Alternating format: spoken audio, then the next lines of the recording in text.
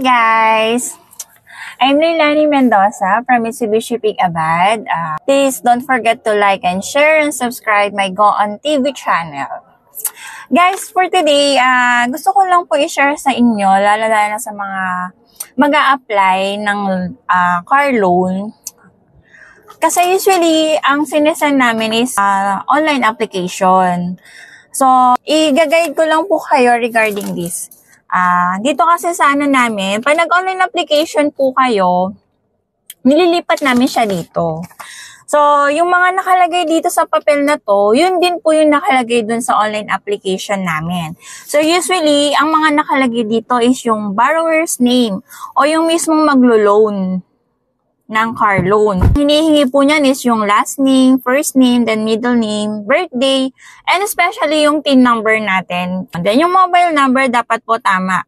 Para pagka tinawagan po ng bangko, makakasagot po kayo kagad at hindi po mali yung number na naibigay ninyo, at least masi-CI po kayo kagad. Usually kasi doon napipending at tatawagan ng bangko uncontacted. Resident address. Yan sa resident address, kung rented po tayo, please input yung kung rented or own, not mortgage, or living with family. Dapat po yung address is complete. Same doon po sa billing ninyo. Sa billing address. Although kahit hindi po sa inyo nakapangalan. And then, kung single po kayo, so syempre ang co-maker po natin is parents or kapatid. Or kung married naman po, usually asawa po talaga dapat. Then kapag common law, yung partner po. Kahit hindi kayo kasal. Then unlike sa mga employer naman po, employer or business name, paki-input po yung business name natin na merong DTI permit, and then 1701. Usually kasi yun yung requirements doon. Then, position natin kapag ka-employed po kayo. Then, tenure. So, dapat po pag tenure, dapat po regular employed po tayo. Sa business naman po, dapat matagal na. Usually, mga 3 years is 5 years is okay na po. Then, complete address din po ng business natin. Actually, yun naman po. Kung may mga previous employer kayo, may mga dati kayong trabaho, pwede nyo rin po yun ilagay. Then yun po, pagka sa salary, kailangan po, kung ano po yung dineclare nyo po dun sa, nakadeclare sa payslip, sa COE, dapat yun ang ilalagay natin dun talaga sa salaries natin. Then kung meron ka additional income, like kung may business ka, i-input mo po siya. Yan, yung bank. Usually, ang mga bangko natin is, kung BDO depositor ka, BP, po yan, pwede po yan. So, sabihin nyo lang po sa amin kung savings, check, at para matulungan po namin kayo.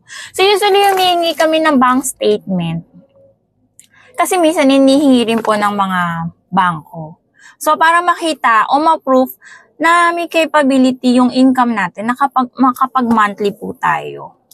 So, yun naman po, iniingatan namin yun as an agent para hindi siya makopya ng iba or anything. Then, co-borrower po natin, same lang din po dun sa principal. Yun lang din naman din yung mga sasagutan niya. Kung may work or business or other income, i-input na lang din po natin. Ayun lang. So, guys, sa mga requirements po natin as employed, 2 valid IDs, UMID, NBI, passport, and license. And then, sa mga, sa mga co-maker, same din po. Guys, sana natulungan ko po kayo sa mga kliyente na gusto pong mapa-approve ng application natin.